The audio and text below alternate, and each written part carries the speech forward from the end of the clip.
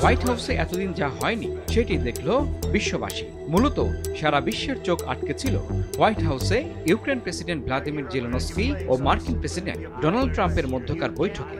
এ সময় উত্তপ্ত বাক্য বিনিময় আর বিশৃঙ্খলার মধ্য দিয়ে শেষ হয় বৈঠকটি। এই ঘটনার পরপরই বিশ্বজুড়ে নানা প্রতিক্রিয়া দেখা গেছে। হোয়াইট হাউসে ট্রাম্পের সঙ্গে বাকবিতণ্ডার পরই এক্স পোস্টে জেলেনস্কি বলেন, ধন্যবাদ আমেরিকা, ধন্যবাদ আমাদের সমর্থন করার জন্য, ধন্যবাদ আমাদের দেখে রাখার জন্য, ধন্যবাদ জানাচ্ছি আমেরিকার প্রেসিডেন্ট, কংগ্রেস এবং জনগণের প্রতি। ইউক্রেনের শান্তি দরকার, আমরা সে লক্ষ্যে কাজ করে যাচ্ছি। আর কানাডার প্রধানমন্ত্রী জাস্টিন ট্রুডো এক্স পোস্টে বলেন, রাশিয়া অবৈধ এবং অন্যায়ভাবে ইউক্রেনে হামলা চালিয়েছে। ইউক্রেন সাহস এবং ধৈর্যের সঙ্গে রাশিয়ার বিরুদ্ধে লড়াই করে যাচ্ছে। তাদের গণতন্ত্র, স্বাধীনতা এবং সার্বভৌমত্ব রক্ষায় এই লড়াই আমাদের সবার জন্যই গুরুত্বপূর্ণ বলেও উল্লেখ করেন জাস্টিন ট্রুডো। ইউক্রেনের শান্তি প্রতিষ্ঠায় কানাডা সবসময় তার সঙ্গে রয়েছে বলেও আবার দৃঢ় প্রত্যয় ব্যক্ত করেন জাস্টিন ট্রুডো।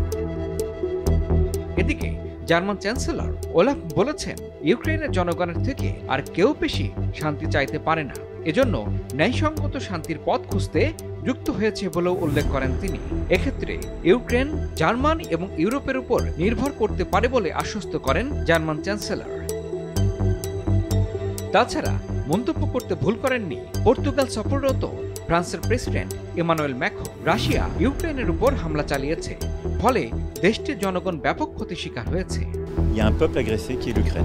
৩ বছর আগে ইউক্রেনকে সহযোগিতা করা এবং রাশিয়ার বিরুদ্ধে নিষেধাজ্ঞা আরোপ করা আমাদের জন্য কঠিন ছিল, যা এখনো চলছে। সুতরাং আমেরিকা, ইউরোপ, কানাডা এবং জাপান সহ যারা ইউক্রেনকে সহযোগিতা করছে তাদেরকে অবশ্যই সম্মান করতে হবে, কারণ এসব দেশ ইউক্রেনের স্বাধীনতা, তাদের সম্মান এবং সন্তানদের নিরাপত্তার জন্য লড়াই করছে।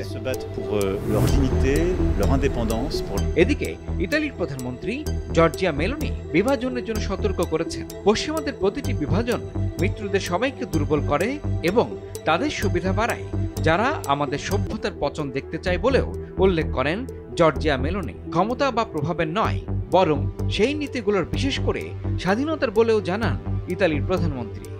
এই সংকট সমাধানে যুক্তরাষ্ট্র, ইউরোপ এবং মিত্রদের সঙ্গে জরুরি বৈঠক করা উচিত বলেও স্মরণ করিয়ে দেন তিনি। আর পোল্যান্ডের প্রধানমন্ত্রী ডোনাল্ড টাস্ক বলেছেন, প্রিয় জেলেনস্কি, প্রিয় ইউক্রেনীয় বন্ধুরা, আপনারা একা নন। বিশ্ব নেতাদের এই প্রতিক্রিয়ায় ইঙ্গিত দেয় যে ইউক্রেনের প্রতি পশ্চিমা বিশ্বের অকুণ্ঠ সমর্থন এখনও সুদৃঢ়। যদিও হোয়াইট হাউসের সাম্প্রতিক ঘটনা নতুন কূটনৈতিক চ্যালেঞ্জের সৃষ্টি করেছে। ইমরুল হাসান, RTV।